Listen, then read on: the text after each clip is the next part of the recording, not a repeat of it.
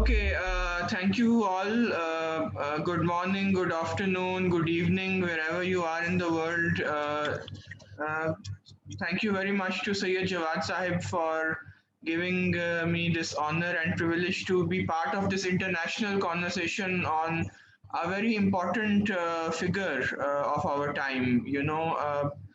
And of course, I think his death anniversary will be in about a couple of days, so this is very timely as well. What I'm just going to do is to just set up this this binary, and try to really answer this question. That there are various contradictory strands, as there are in many great thinkers across the world. There are many contradictory strands in the thought of Ali Shariati, but that does not take away from the fact that he is a great thinker nevertheless, and we continue to learn from his legacy, not only the people of the Middle East, but as this international conversation here tells us, he continues to inspire people around the world. uh, this is actually a part of this my upcoming book, which is on a popular history of the Iranian Revolution, which is expected to come out on the 50th anniversary of that event in about 8 or 9 years time. And actually, there are only two intellectuals I'm dealing with, a very brief chapters in the book. One of them is Ali Shariati, and of course the other one is Jalal Ali Ahmad, a very important literary figure who is also said to have laid the foundation for the character of the revolution. So let me begin. I don't have a lot to say, but in the presence of such august people, but I hope whatever I say will be interesting and perhaps provocative. So, more than 40 years ago, as the agents of Savak, the fearsome intelligence agency of the Shah of Iran, assassinated and prematurely extinguished the life of Dr. Ali Shariati, who was one of the leading lights of Iran's intellectual and democratic resistance in the 1950s and 60s. Now, as I have mentioned in my opening remarks, I mean, he's a very contradictory figure. I think we have shades of Gramsci, Che Guevara, Franz Fanon, Malcolm X, and Muhammad Iqbal, a great poet from the Indian subcontinent, in the thought of Ali Shariati. And of course, Shariati was in conversation with many of these people, especially Guevara, whose book Guerrilla Warfare he translated, and with Fanon, who he was also in correspondence, at the height of the Algerian Revolution in Algeria. Now, Shariati's greatest misfortune is that he has been marginalized by the Sunni scholars by confining him to Iran and Shiism. This is one misfortune which continues to haunt the life and thought of Ali Shariati. And also, he was described by the Ayatollahs as the intellectual godfather of the Iranian Revolution. And in much of academic discourse, he continues to be defined as such, which I think is a great disservice, because Shariati passed away a couple of years before the revolution took place. So the person who was the first to raise a voice against the Shia clergy in the Pahlavi period was Dr. Ali Shariati. Shariati presented the Shia religion as a religion of refusal and jihad, rather than obedience and following, and tried to emphasize among the Shias, especially the educated youth, that opposing the oppression and cruelty of the Shah and Western imperialism is actually the essence of Shiism. It is not something foreign, to Shiism. And if we look at Dr. Ali Shariati's personal circumstances, he was born in an educated household, and everyone knows he went to Paris in 1958 on a government scholarship, and he earned a doctorate in religious studies from the Sorbonne, where he also studied Western philosophy and sociology deeply. His dissertation teacher was the great, great theologian, who has written a wonderful book on Mansour Hallaj, at the Sorbonne. But as soon as Shariati returned to Iran, he was arrested in 1964 because of course, he was a very political figure, Ali Shariati. He engaged with multiple shades of resistances while he was abroad as in Paris. You know, he was engaged with the Algerian resistance. He was corresponding with Jean-Paul Sartre, and you know, he was also in conversation with Iranian exiles who also were opposed to the Shah's dictatorship. So he was arrested, and in 1968 he set up an educational center by the name of Husseiniya Irshad in Tehran and began teaching there. And now it has become legend that Shariati's lectures became very popular among university and college students, and the tapes of these lectures began to wander from one place to another, from one student to another. And Shariati was rearrested in August 1973, but he was released after 1.5 years. He was permitted to visit the United States in the May of 1977, but a few weeks after reaching London, he suddenly passed away in Southampton. I think he's widely believed that he was actually assassinated, you know. And I mean, the dictatorship in Iran had much to gain from the assassination of such a popular and charismatic figure. Now, Shariati is the author of 20 works, and these works are still read very avidly in Iran, and his lecture tapes are also found in unlimited number of homes. Interestingly, Shariati never directly criticized the Shah's government in his lectures and writings, but he would seriously critique Iran's social and political system, sometimes using the reference of Islamic history, sometimes the reference to the Quran, the Hadith, you know, the sayings of Imam Ali, and sometimes with the help of aphorisms of Western philosophers. For Shariati, the Shia religion was a revolutionary religion whose spirit had been mutilated by the Safavid era ulema. As you know, the Safavids were the dynasty who brought Shiism to Iran in the 5th century. So Shariati was against imperialism, fascism, feudalism, and the capitalist system, and he considered the economic principles of socialism to be equitable and Islamic. And Shariati was also in favor of nationalizing private property. So in the journal Ummato Imamat, you know, he's arguing with the meaning of the word imam. Now the word imam has been much shorn of relevance in our own time. You know, we only mean by imam we mean only a particular political office. But what does Shariati mean when he talks about imam? According to Shariati, imam means to make private property national, socialist, or to change special property into general property, collective property to declare the nation its owner. So, according to Ali Shariati, human society was divided into two types. Man is either the bearer or giver of sorrow, making or taking work, one who earns without work, and the other who works without earning. So Shariati's loyalty is clearly with the working class. But he also firmly believes that Western democracy is not the solution. He realizes Western democracy as the deception of the rich. And now we know in the 21st century, many philosophers are saying the same thing. Many Americans, you know, for example, Noam Chomsky has been saying the same thing, you know, all across the world, you know. It's interesting what Shariati would think about the hollow populisms which are now on offer in the 21st century, you know, if he was alive. So for Shariati, the elections held in Western democracies on the principles of adult franchise are a deception and a lie. In his own words, when we observe the contemporary politics of Europe and America, to say that so and so person who has been elected by the opinion of the majority is society's most suitable and ideal person is not only a great insult to the people of Europe, but to human society. And you know, if we look at the landscape of Europe now, it is filled with right-wing populists of all shades and opinions. So what Shariati said about more than 40, 50 years ago rings very true now. So Ali Shariati blames the capitalist system for this fallacy. And he enumerates two types of democracy. The first he calls free democracy, and the second as guided democracy. Free democracy is the same old bourgeois democracy which is rejected by Shariati. Although in Shariati's opinion, the guided democracy is found upon a progressive revolutionary manifesto. Its function Its function is to change the shape of people's thoughts, culture, collective relations, standard of living, and society, and to encourage its best form.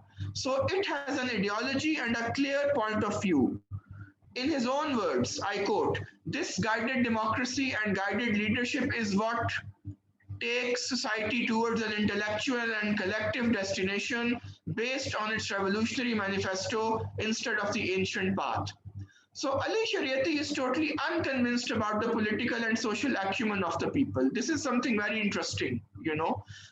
His opinion is that people end up electing those who do not representation. Therefore, the right of vote should only be given to conscientious and educated people. Now, Ali Shariati also doesn't inform us what will be the criteria for such conscientious and educated candidate and who will determine this criteria. Ali Shariati is also very hostile to Western imperialism and the capitalist system. For him too, Western civilization has fallen from favor. Now the Iranian mullahs opposed Ali Shariati tooth and nail, but his popularity kept increasing among the educated youth. It is said that his lectures were attended by up to 6,000 people in such overcrowded conditions that there wasn't even a space for a needle, so to speak, at Hussainiya Irshad. The Mujahideen-e-Khalq organization was founded under the influence of Shariati's teachings, and until he was alive, he was the spiritual teacher of the Mujahideen-e-Khalq. And of course, now we know what the Mujahideen-e-Khalq morphed into later on. It became a terrorist organization and taking money from one country and based in another country, totally in contradiction to Ali Shariati's teachings. So Dr. Ali Shariati was assassinated by Sawak in London, and he could not see himself the spectacle of the rise and fall of the Iranian Revolution with his own eyes. Although his services on creating a perception about the need for revolution among Iran's religious circles cannot be ignored. But the harvest which Ali Shariati sowed is now being reaped by the Iranian mullahs. It is a meaningless question that had Ali Shariati been alive, what would his reaction be to the then actions of Ayatollah Khomeini and later his associates? In the light of the integrity and humanism which we find in Ali Shariati's writings, it can be said without doubt that Ali Shariati would never have endorsed the obscurantism and anti-people attitude of the ulama and the regime which is now claiming to rule Iran in the name of the people. In fact, Ali Shariati was one of the pioneers of Islamic socialism in the 21st century, as well as an original anti-colonial third world thinker in conversation with revolutionaries like Frantz Fanon and Jean-Paul Sartre.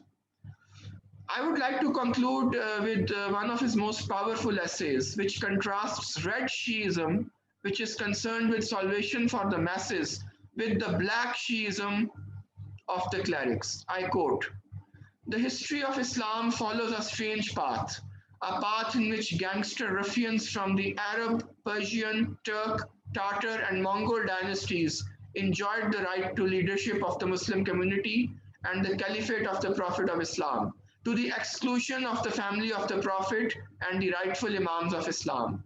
And Shiism begins with a no, which opposes the path chosen by history and rebels against it. It rebels against a history which, in the name of the Quran, kings and Caesars, follows the path of ignorance, and in the name of tradition, sacrifices those brought up in the house of the Quran and the tradition." Furthermore, I quote, "Shiites do not accept the path chosen by history. They deny the leaders who ruled the Muslims throughout history and deceived the majority of the people through their succession to the Prophet, then by their supposed support of Islam and fight against paganism. Shiites turned their back on the opulent mosques and magnificent palaces of the caliphs of Islam and turned to the lonely mud houses of Fatima. Fatima being the daughter of the Holy Prophet Muhammad, peace be upon him.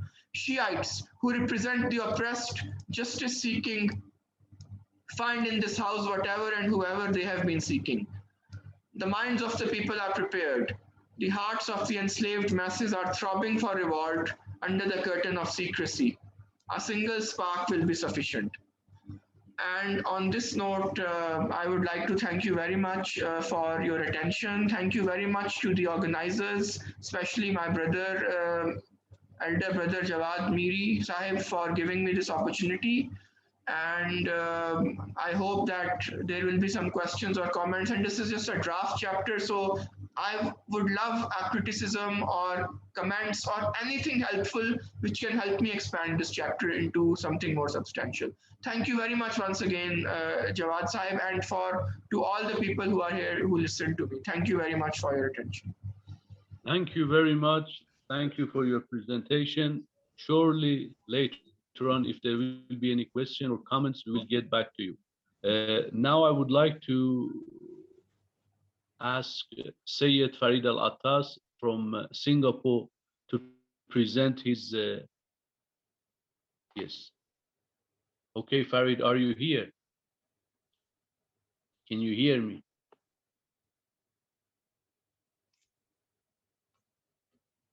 Let me see if Farid is here. I don't see him in the list. Yes. Oh, yeah. This is you, Dustin, Max.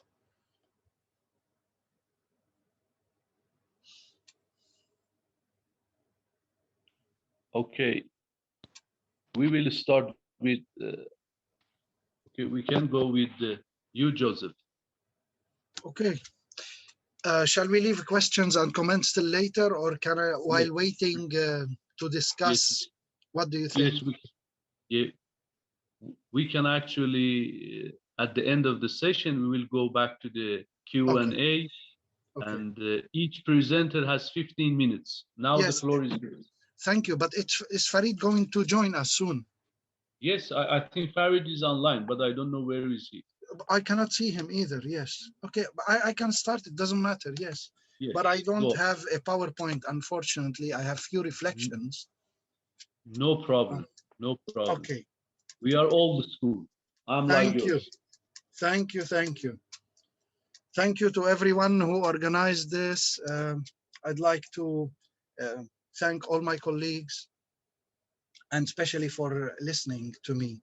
I will start with an anecdote where Shariati visits the pyramids, and he talks about slavery, then humanity, and I will try to link these to later on to the concepts that Reza talked about, the red Shiism, black Shiism, revolutionary, and non-revolutionary Islam. So I will refer to some quotes of the book and then what he said, and I will stress his concept of humanity and spirited resistance linked to what he called red Shiism versus black Shiism that Reza just explained. So anecdote, Shariati visits the pyramids. Under the chapter, yes, this is how it was, my brother, end of quote, Shariati visits the pyramids and is amazed by their beauty and magnificence. They span far and wide and are a testament to the capabilities of humanity in achieving great things. I'm translating from Arabic, you know, because my Farsi is not that good. So this is from Arabic, I translate. So if it is not that sharp, please, I welcome any comment, any criticism. However, he eventually notices what seems like debris, a couple of 100 meters away, a mere pile of rocks that are barely noticeable. He asks the guide about them, but the guide refuses to answer at first until he eventually concedes and explains to Shariati. They are the mass graves built for the slaves who built the pyramids. And then Shariati is appalled and becomes repulsed by the very sight of the pyramids. He then goes and conducts a hypothetical conversation with those very slaves, mentioning to them how although he is from one place and they are from another, they are all brothers in humanity. And this brings me to Imam Ali's famous saying, الناس صنفان إما نظير لك في الحق إما أخ لك في الدين, which means in English, it's a rough translation, people are of two kinds, either a co-religionist, somebody from the same religion, faith, belief, or a brother in humanity. And I think the brotherhood in humanity through this anecdote is what Shariati is trying to stress. I might be wrong, so please correct me in my reading. He goes on to say, He goes on to say, and this links to Fanon, because, you know, as Reza has shared, I read the French, and they have exchanged letters, and Shariati has translated the wretched of the earth and into, so there was correspondence between them. And I will try to make some kind of comparison with the wretched of the earth and the concepts that were used by Fanon. Are they the same? Are they different? Are they using the same terminology or more or less or something like that? So what is the connection with the wretched of the earth? So these slaves are like the wretched of the earth, and they belong to the zone of non-being, i.e. lacking humanity, using Fanon's terminology. For Fanon and for the slaves that Shariati is in conversation with, humanity is something that isn't given to those who are oppressed. Humanity belongs only to those that are white and belong to the global north. In other words, the colonizers, the slaves that Shariati is in conversation with, lack humanity by the very fact that they aren't even given the slightest sense of attention, decent barrier or something, contribution to their work. Although they are responsible for building the pyramids that everyone is marveling about, they belong, quote unquote, using Fanon's terminology, to the zone of non-being through their dismissal of their marginalization, while the marvels that they are responsible for aren't considered part of their suffering. And here's the link with Shariati. Although Egyptian slaves has different socio-historical background than the wretched of the earth that Fanon would later talk about, for example, the lack of racialization of Egyptian slaves and the different functions they served, they could still serve as a metaphor for later developments that follow the same logic. Modernity is one example, and development that Shariati later mentions. He later expands upon the particular pyramids and uses the same underlying logic to criticize modernity in its entirety.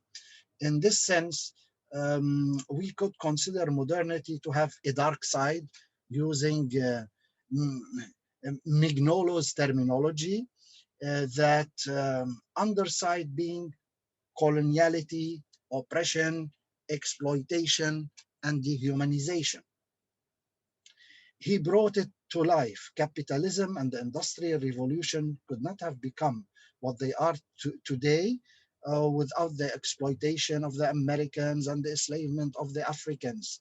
Yet today we talk of progress and modernity without any regard to slavery or coloniality that constituted modernity. Now, going back to the slaves, Shariati mentions to them how, although he is a teacher of the humanities in Europe and Iran, it is these slaves that have taught him what humanity means and have showed him the true meaning of modernity. I can refer to the pages in the Arabic edition, but again, I'm not sure if this Arabic translation captures the original meaning in Farsi. Shariati is here and there is in the same, okay, I mentioned this, so I'm not going to repeat it. Now, I will try to move to the theme that I am struggling with, and this is about liberation theology, although Shariati uses it differently, and social justice. Ali Shariati situates Islam within the framework or themes of revolution and liberation, and our colleague Reza has explained this extensively. To further clarify the aims and characteristics of the theoretical project of Ali Shariati, in his, this is the translation of the book, Ali Shariati and his critics, Dialectics of Ideology and Ontology, meaning being, he argues that the central project in Shariati's reading of Islam is the transformation of religion into an ideology and its utilization within the revolutionary framework, this red religion that Reza has just explained. And the definition of Islam, his reading of Islam as a liberalist, and it has life and humanist element in it to realize and change humanity and society and to guide towards perfection. Again, these are quotes from the Arabic edition, so I really don't know if this is sharply.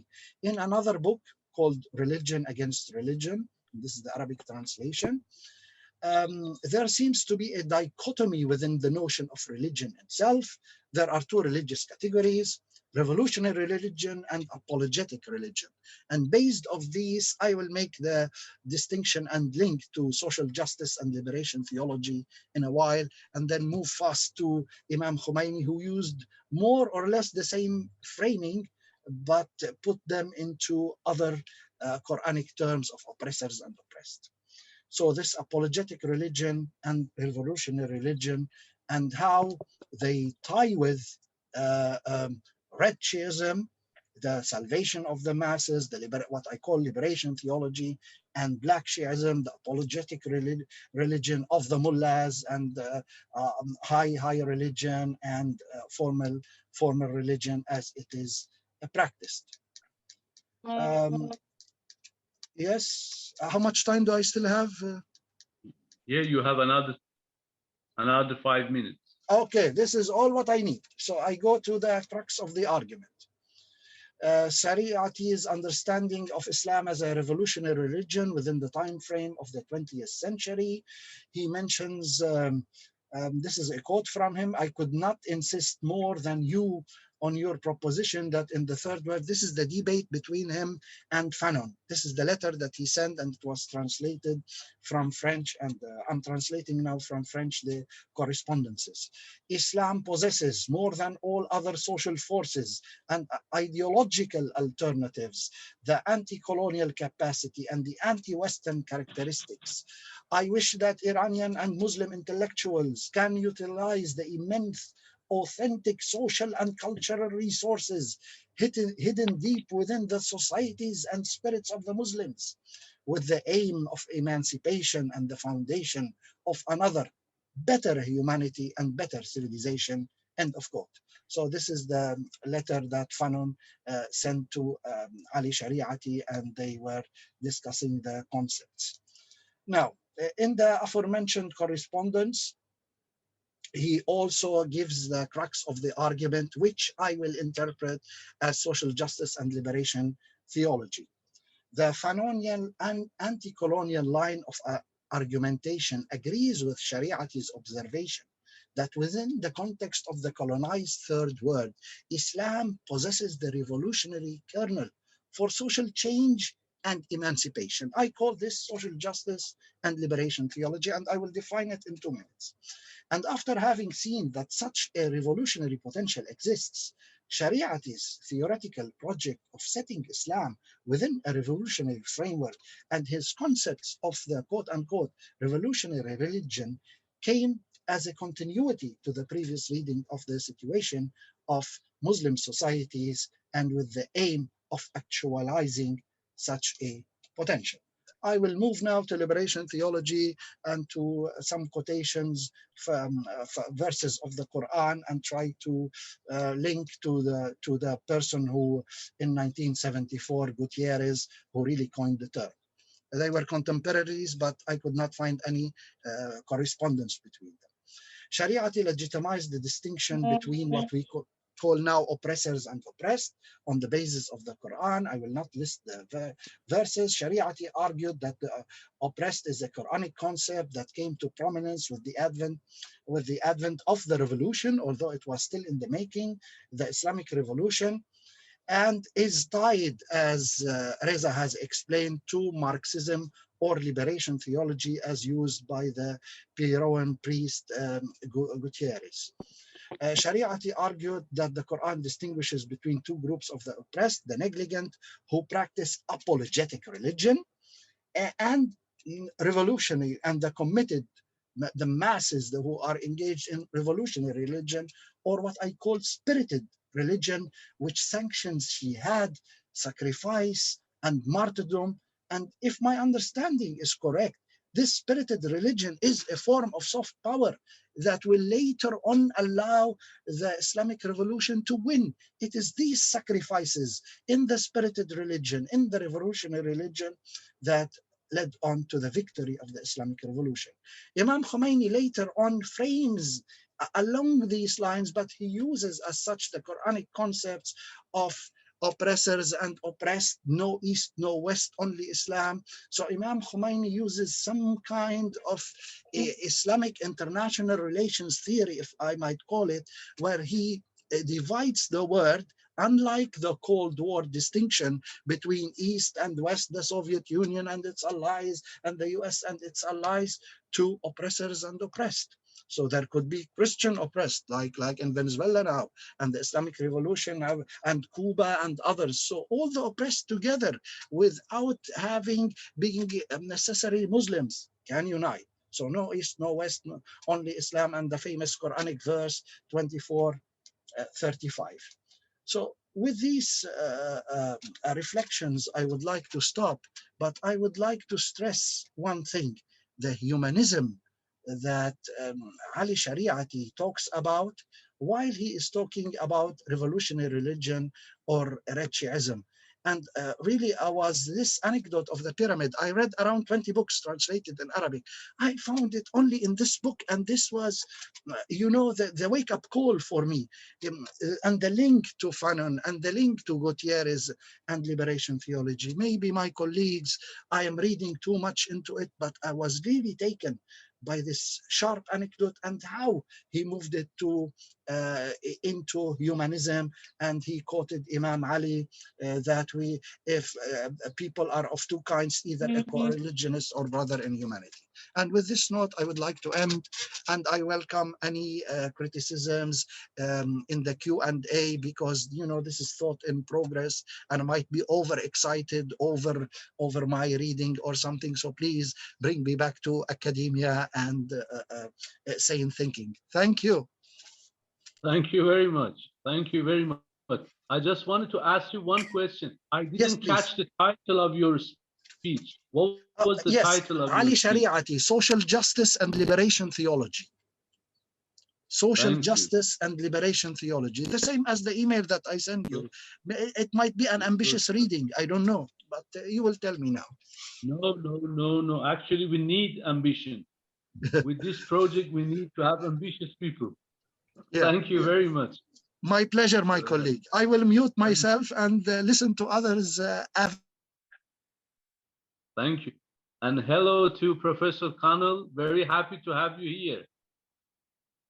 Now I'm going to have actually the next speaker, Sayed Farid Al-Attas. Farid, are you around? Yes, I'm here. Good to see you. Sorry to interrupt. Good to see you. You too, Joseph. Nice to see you. Yes. Yeah, and Raven also, and Dustin. Yes. Anxiously waiting to hear you. I'm sorry I came late because I thought that the session was tonight, 10 p.m. Singapore time. So apparently we have another session, I think. So yeah, yes, we have the second session at that time.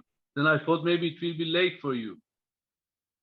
Oh, so you changed it without informing me. All right, that's not my fault. I'm very thoughtful about you. I'm always caring about you. Right. Okay. Okay. So how much time do I have? Actually, each presenter has 15 minutes, but we can have actually even 5 or 4 minutes more or less. So don't worry. Yeah, I don't need too much time. Yeah. So I would just like to make a few remarks, a few critical points concerning the significance of Shariati. And I think many scholars, many in particular sociologists, both from Iran, from the wider Muslim world, and even beyond the Muslim world, have heard of Shariati and understand something about his significance for not only for the revolution, but also for social theory, for the development of social theory. And I think Raven herself had on various occasions mentioned Shariati, especially in her book Southern Theory. now, to me, now in this context, to me, what is interesting and important and also very problematic is that despite the fact that Shariati is widely regarded as an important and maybe the most important ideologue, well, not the most important, but certainly a very crucial ideologue of the Iranian Revolution. And if we consider that the Iranian Revolution was and is one of those foundational revolutions, right? Like the French Revolution, like the Haitian Revolution, like the Philippines Revolution, in the sense that these revolutions took place. They were not simply about the overthrowing of a regime. They were not simply about the overthrowing of the old regime. They were also about heralding new ideas, new ways of thinking, not just about government, not just about economy, but also about politics, about society, about history. So they came in the context of a reconstruction of thought, and in that sense, they were accompanied very often, actually in most cases, preceded by new ideas, right? And in the aftermath of these revolutions, of the actual events of the revolution, the ideas that preceded these revolutions continue to be developed and nurtured, and then you have various traditions of thinking that developed after these revolutions. Now, so what is interesting for me is that this did not happen with respect to Shariati.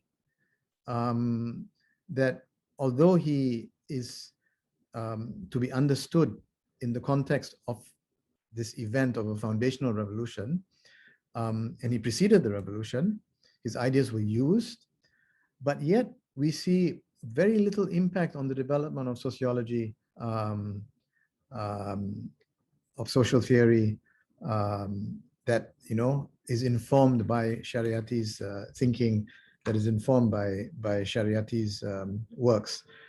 Now, of course, we can think, we can speculate about the various reasons as to why this had happened. And to be sure, one of the main reasons has to do with the reception of Shariati himself within Iran after the revolution. While he was much celebrated before the revolution, I think his ideas became somewhat suspect after the revolution and the clerical regime consolidated its power, and the fear that Shariati's ideas against the cleric, his critique of the clerical establishment, could be used against them. So his work became suspect, and I think many activities, many intellectual activities concerning his work also became more difficult. But that's not the whole story. I would like to suggest, and this, of course, I'm not certain about. I think our colleagues from Iran will know better. But from what I know, through my interaction with Iranian scholars, including those who are followers of Shariati, I feel that there was little intellectual work done also on Shariati, little serious intellectual work. And for example, you just have to consider that his 40 plus collected works, this, I think 40, is it 41, 43 volumes, Jawad? 36. 36, okay. Right, and these are collected works. In other words, they are like collected works of Shariati. Exactly. Now, until today, there is no serious edited collected works. These writings have just been compiled from speeches, transcribed from tape recordings, and so on and so forth, but not properly edited, not annotated, with no introductions, and therefore no background, to the talks, to the speeches. even in Persian, right? Even in Persian, you don't have a proper edition of his works. And then the translation of some of Shariat, there's a problem with the translation. The vast majority of his works have not been translated to any language. But let us say English, okay? We consider English as a global scientific language. The vast majority of his works have not been translated to English. Those that have been translated also lack the professionalism of a proper critical edition. To make matters worse, the translations are often misleading. The reason is because the translations sometimes have the effect of putting words into the author's mouth, putting words into Shariati's mouth. I'll give you an example. Very early within a few years of the revolution, 2 volumes were translated and published. One is called The Sociology of Islam, and the other one, I think they were both translated by Robert Campbell, with introductions by Hamid Algar. Now, the other one was given the title Marxism and Other Western Fallacies. Now, as far as I know, this was not Shariati's title. First of all, there's no book that Shariati wrote on Marx. So these would have been compiled from different speeches or lectures. And even then, it's not indicated in these translations where exactly this translation came from, where the original Persian came from.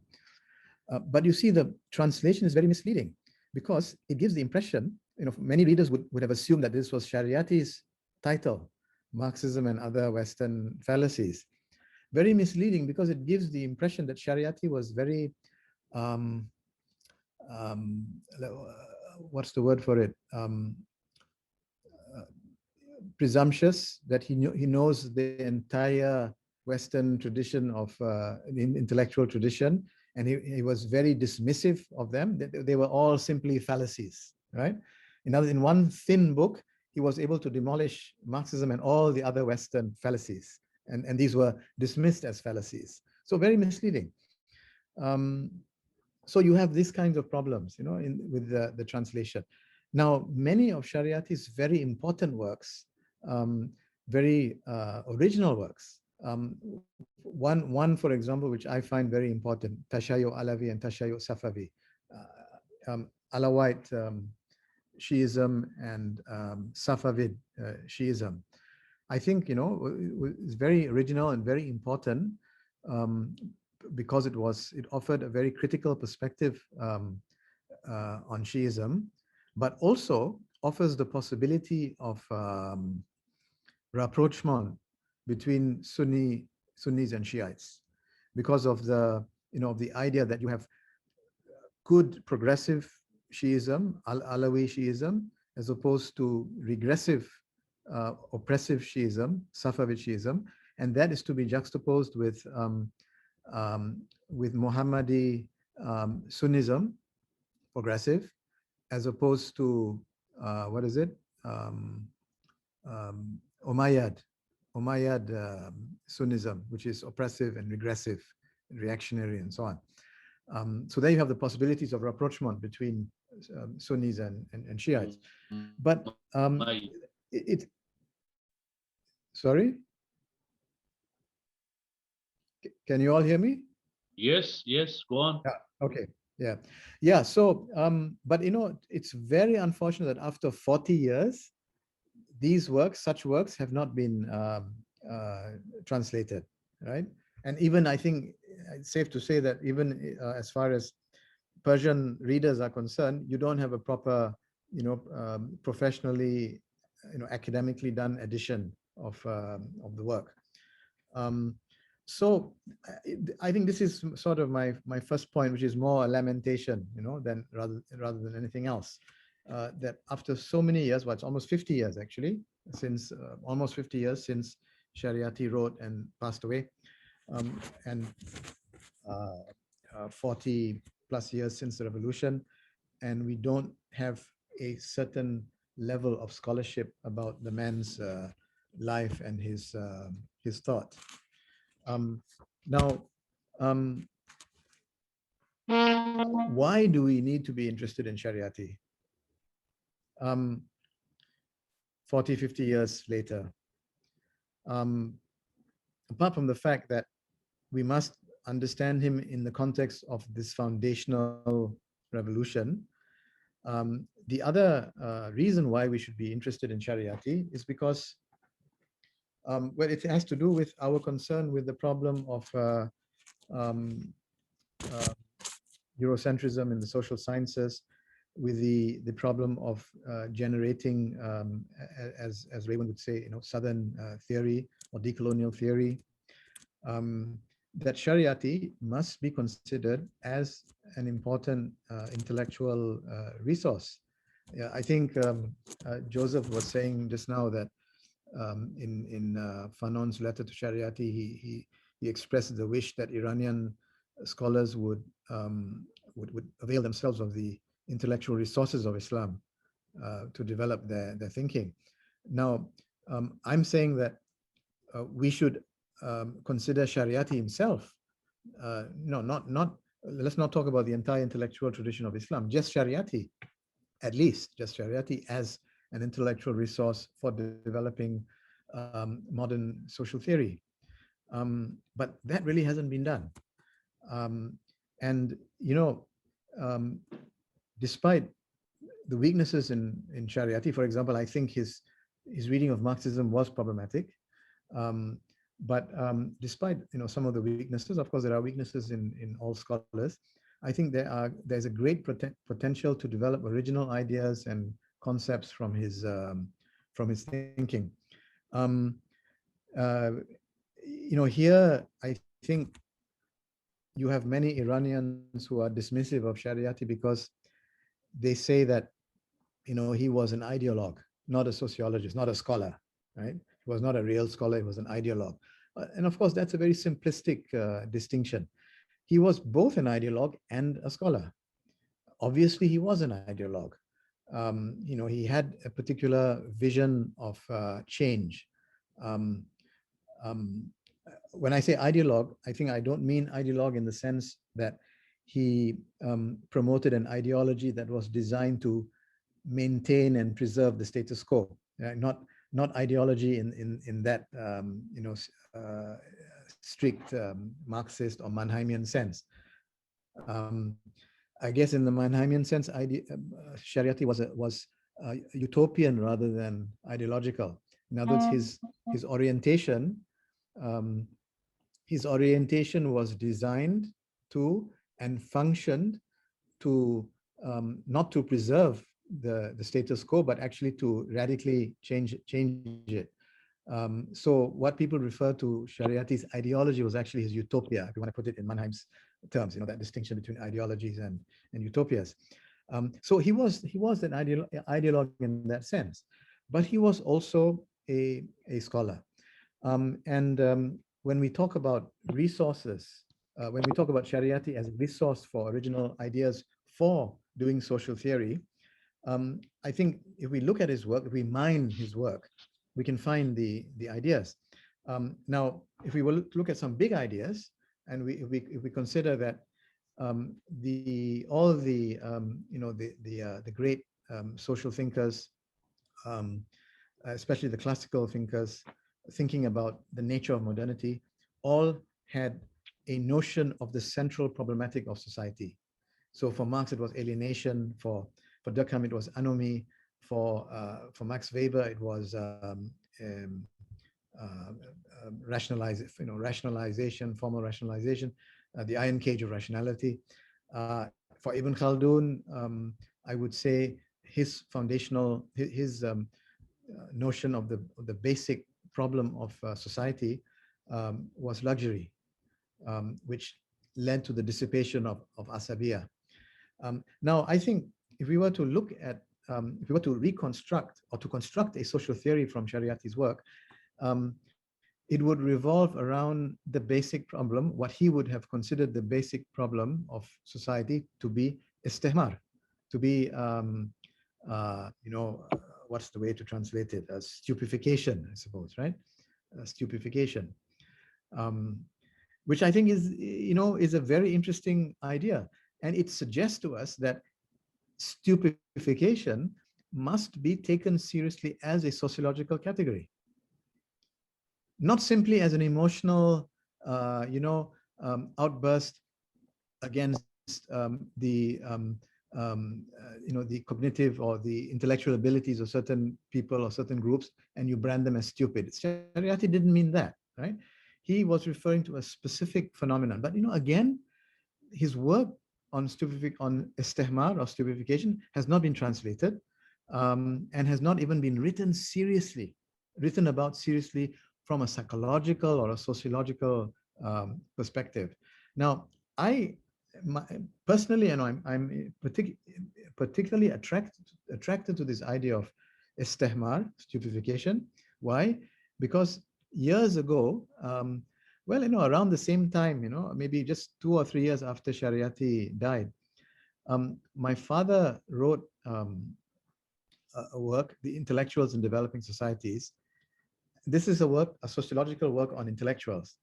But my father made a very interesting point that while we have the intellectual as a sociological concept, and we have sociological studies on intellectuals, why don't we have sociological studies and a sociological conceptualization of the opposite of the intellectual, which he called the fool, right?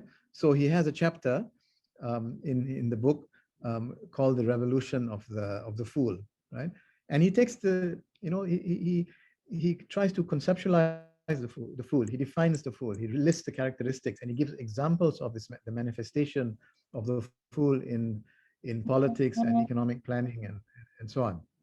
So I see here a very interesting possibility of expanding on Shariati's concept of istihmar by with recourse to my father's notion of the fool.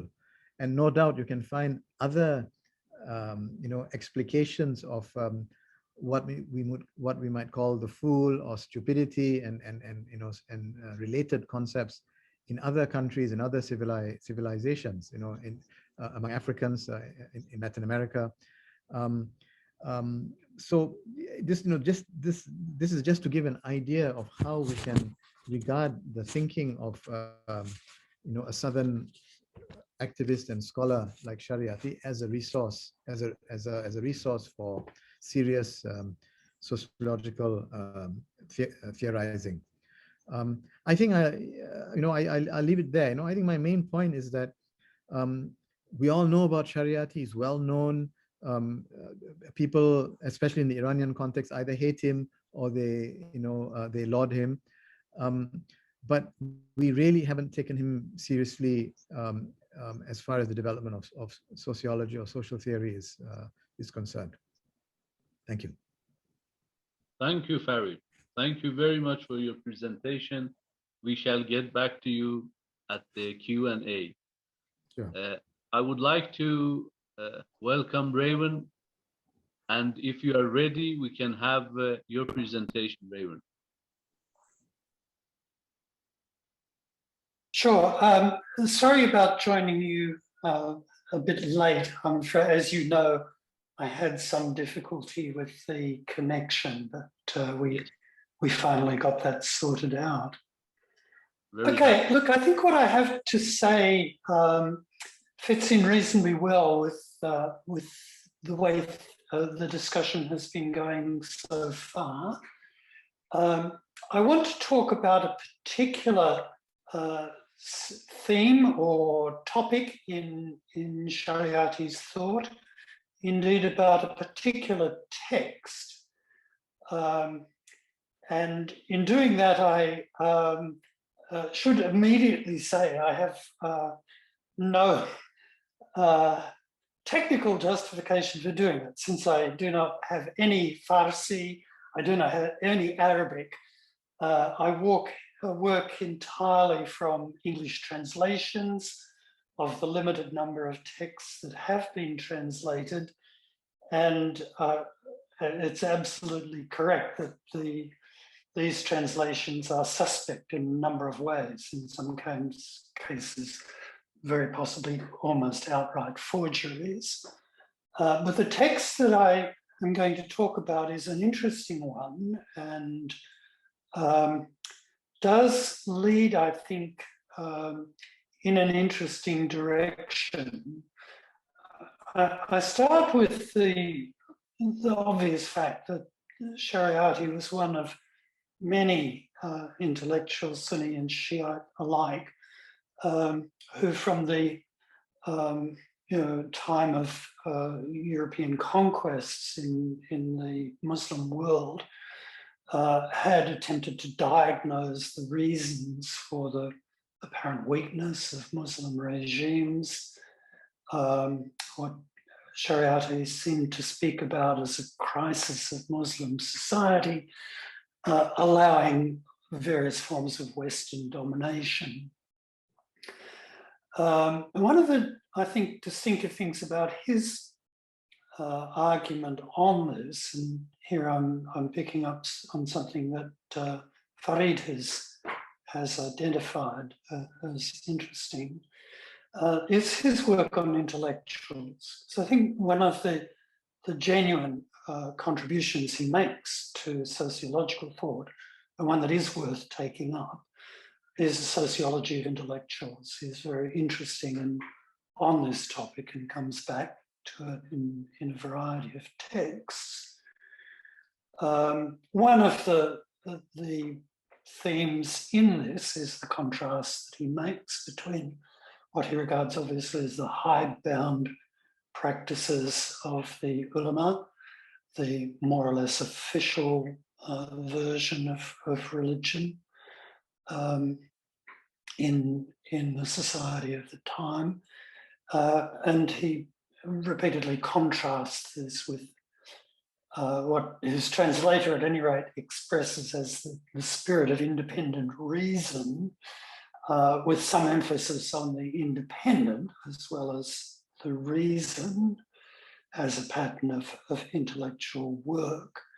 And obviously enough, he is a supporter of the notion of intellectual independence, of the practice of independent reason, but faces the question as,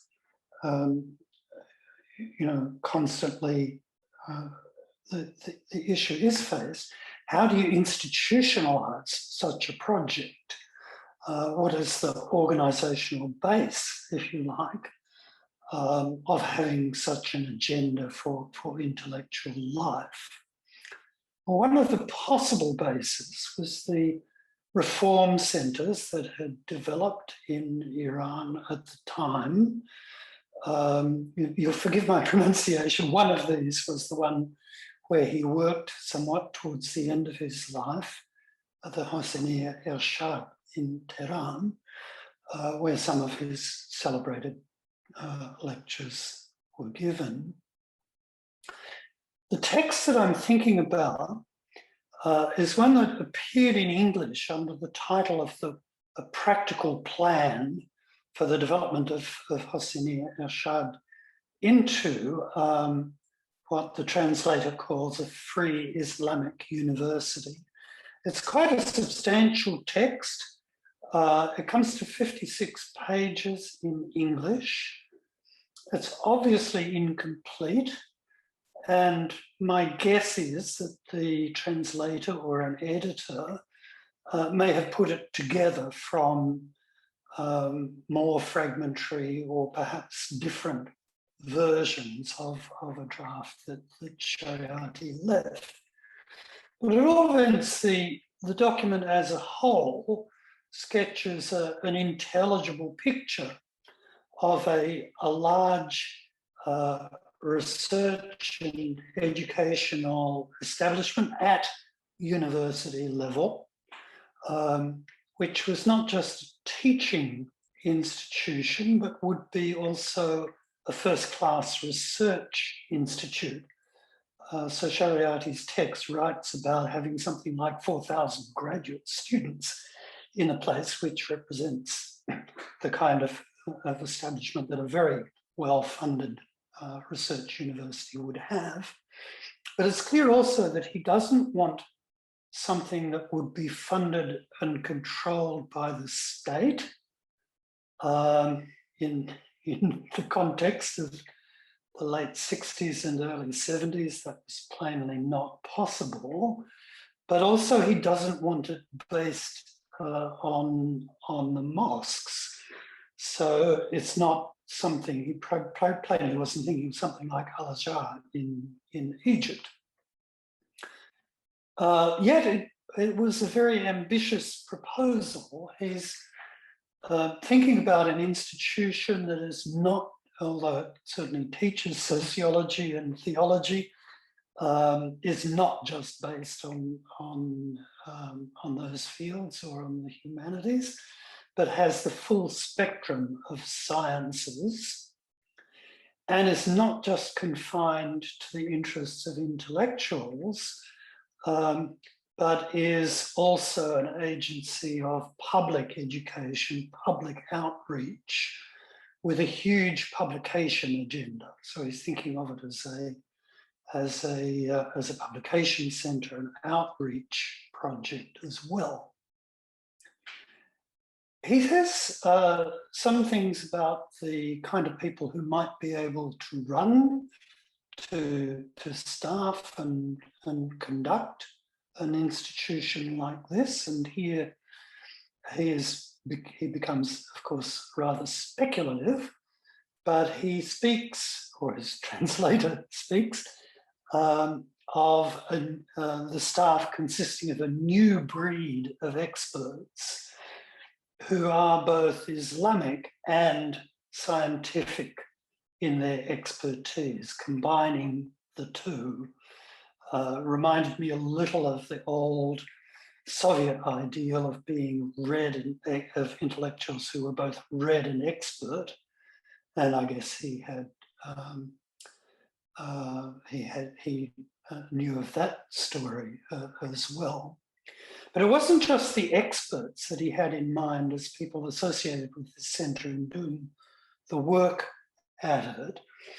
He also had in mind a group of people, in translation, called volunteers, who are not the permanent staff of the organisation, but presumably give the workforce the muscle, if you like, and the goodwill to do the massive outreach that was intended as part of the project. And here his project really, I mean, it was a very extremely ambitious project, but this is, I think, one of the most striking features of it. He's thinking of a research centre, he's thinking of a scientific knowledge production enterprise, but he's also thinking of a mass literacy project based in the same institution, a program that involves, you know, the teaching of many thousands of people outside the particular centre. And he has a specific idea about the mechanics of this, that it would involve the creation of mobile libraries, following up on literacy programs, so that a mass popular education program would grow out of the intellectual centre that he had in mind.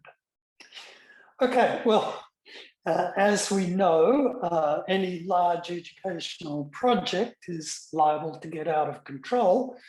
So it was interesting to see then that in Shariati's text, one of the issues he does address is how this would be controlled, as well as how it might be organised and planned for various divisions of the institution, and some of the mechanics, such as the mobile library.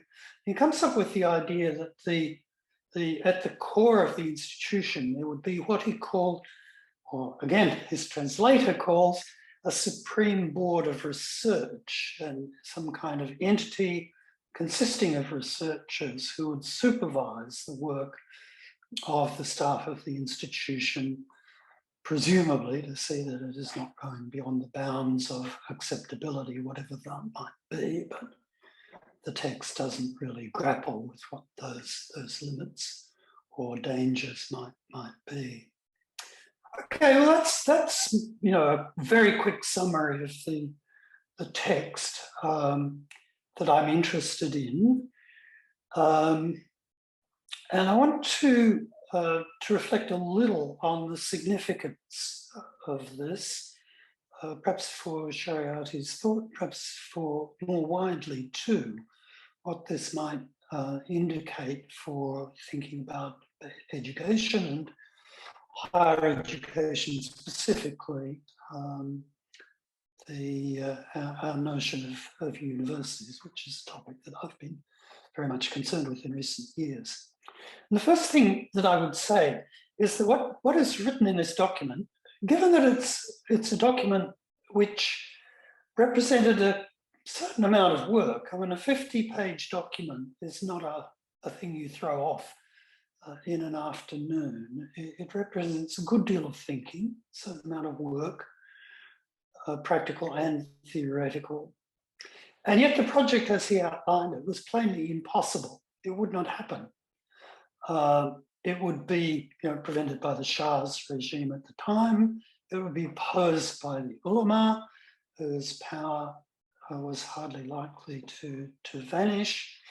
It would certainly not be funded by billionaires in the manner of private universities in the United States, given the social radicalism that was embedded in Shariati's thought generally, and in this project in particular. And that is the fact that he spent time designing an impossible project is really interesting to me, because in other texts, he insists repeatedly that Islam is a practical religion, a this worldly religion, a religion concerned with the realities of the world. Now, I'd be interested to hear other people's views on this. My guess is that this reflects another current in Shariati's thinking, which might surface in texts like his sermon on martyrdom. And here, perhaps this connects with something that Joseph has said. In that text, which I guess many of you know better than I do, Shariati refers to the story of Imam Hussein and his death at Karbala as an example of as the exemplary case of martyrdom for a cause of enormous importance. So it seems to me, and this may be more generally true of the Shiite tradition, as well as Shariati in particular, that there is a strong concern in his thought with what we might think of as exemplary cases, as a model, as a means of developing a current of thought, of giving inspiration, of directing social practice. And it could be that his thinking about a free Islamic university, utopian as the project was in the reality of his life, was intended to provide a kind of exemplar of what might happen in the changed society of the future. And there, I agree entirely with the observation that in his thinking, Islam is a revolutionary religion. In that respect, it does seem to me there are parallels with liberation theology of the same time on the other side of the world. And Shariati adds to that. I don't think it's at odds with liberation theology, though it's not a particular theme in that, but is somewhat developed, I suppose, in South America by the pedagogy of the oppressed. Shariati insists that Islam is not only a revolutionary religion, it's also an educational religion. He appeals in the text itself to the Islamic obligation to study, to learn, and to never stop learning. So it seems to me there are lines of thought that are intensely interesting for education, for sociology, for higher education specifically, which I have not yet seen discussed. Maybe a literature that I've missed, but I would be delighted if I could find other discussions of this material. It seems to me to illustrate in a particular way Shariati's intellectual intransigence, which is one of the striking features of his work, but also his need to connect with the people, need to connect more widely than a professional, intellectual, or even theological world, and that it was the possibility of making that wider connection that might have interested him in creating a vision of an intellectual institution on a full scale, which is documented in this text. So to me, it's an absolutely fascinating document. I don't know if it has had any influence at all in Iran in thinking about higher education or intellectual work, but it seems to me a very fruitful starting point for some of the projects of exploring possibilities in Shariati's thought that we are wanting to talk about in this seminar. So there you are. Thank you. Thank you very much, Raven. It was very interesting. We enjoyed a lot. And now we have maybe another 10 or 15 minutes. The floor is open for Q&A. So if anybody has question, or if any presenter has any critique or any engagement with the other presenters, please, the floor is yours. Farid, I see you. It seems like you have a question or you have a comment to do. What were you saying, referring to me? Yes, yes. I see you are looking very anxiously to comment or have a question. Well, you know, one can be anxious about many things, not necessarily related to the topic. But just a very quick thing I wanted to ask Raven. I may have missed it. What work of Shariati were you referring to on intellectuals? Were you referring to a book or a part of a work? Yeah, I do have particular texts in mind, but I can't bring them out of memory exactly at the moment. Okay. But there are other texts than this in which he talks about intellectuals. That's right. Yeah. So I was thinking more widely of his work. Yeah, if I may yes, interrupt, please. There is a text on there is a text on university, which I think it was like a pamphlet, 40-50 pages in Persian, and then after that it was compiled in the collected works. But I don't recall in which number or in which volume of the collected works now. But it is actually in one of the collected works. But in the beginning, it was like a pamphlet, as you said, 40-50 pages. You're right. But that one was not translated to English, right?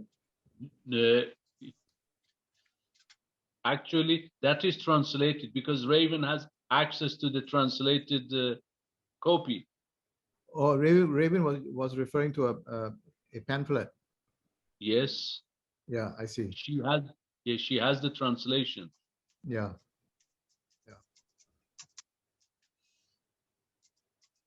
Well, then maybe since we were talking about translation, maybe Joseph can tell us what of Shariati is available in Arabic translation. Yes, of course, and I will send you everything that I have on Istihmar. There are 3 or 4 versions of this. I will gladly send you everything I have. Like you gave us for your Honorable Father collections, I have gotten things PDF from the internet in Arabic, only one in Farsi that I could make sense of, 30 small pages. I will gladly send you all of these in chunks. Is that good? Yeah, but would you say that I mean, how much of Shariati's work has actually been translated into Arabic? You see this collection that Professor Miri was referring to is translated in full, but the problem is they are edited by the translator. So we don't know if they are faithful to the original text or their additions or changes. It also depends on the publishing house. Some of them are Islamists, some of them are leftists, some of them are nationalists, some of them are this. So they might, you know, they destroy the moral fiber of the book. And this is my, like the one of the pyramids, and this, I'm really not sure. Did he write exactly about this, or is it my reading? Now, thanks to the previous presenter, Professor Connell, she said that there is liberation theology. I'm happy, you see, because I did not read it as such a concept, but she tied, so I'm not that far off the mark and I need to search more. But I will definitely send you everything Arabic that I have. And they are called collected works, but they are all edited.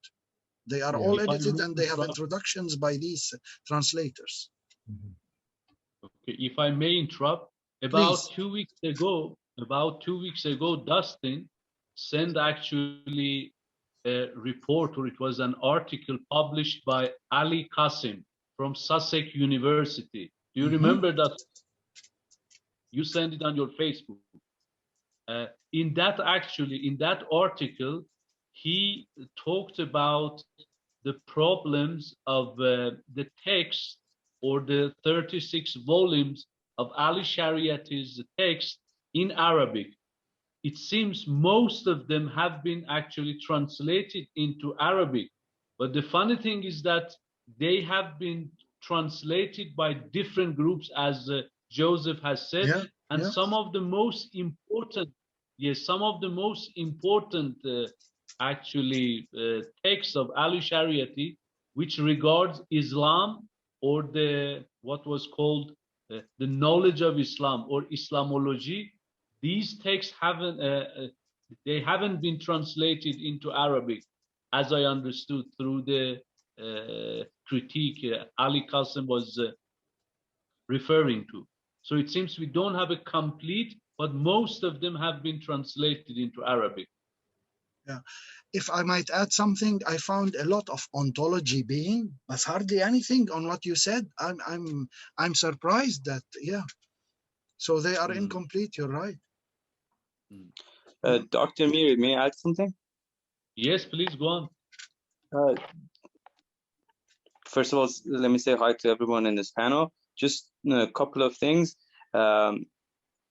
That stuff on Free University that Dr. Connell was talking about is basically an extension to volume 20, چه باید کرد, what can be done. I guess that's what can be translated at.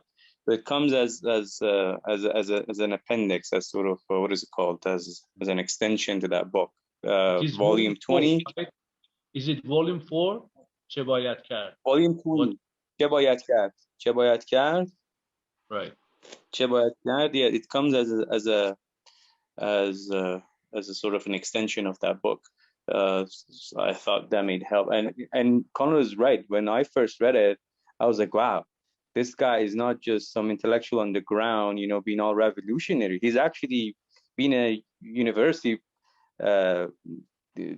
sort of curriculum designer.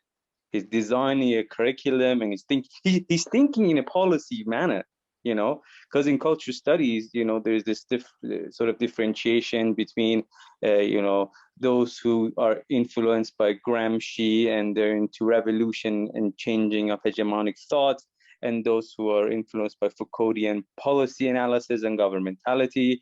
And here we're mostly sort of taught that Shariati is a revolutionary thinker. Here, he's actually thinking in a policy fashion. He's developing policies as to how a university must be governed, which he calls free university, Anushka, Azad Islami, which, interestingly enough, this title later on becomes appropriated and becomes the title of a very capitalist institution in Iran.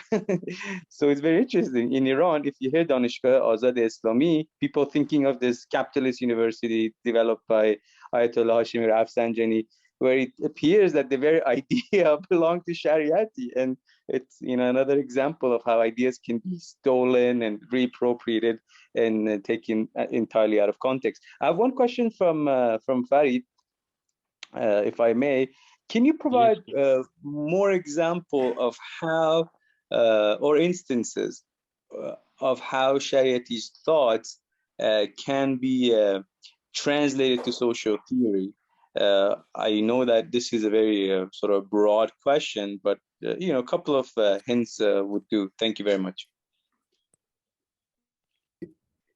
Yeah, thank you for the question. Yeah, I gave the example of istihmar as a broad concept which can be possibly used to anchor Shariati's social theory of modernity, let's say. But I can also think of other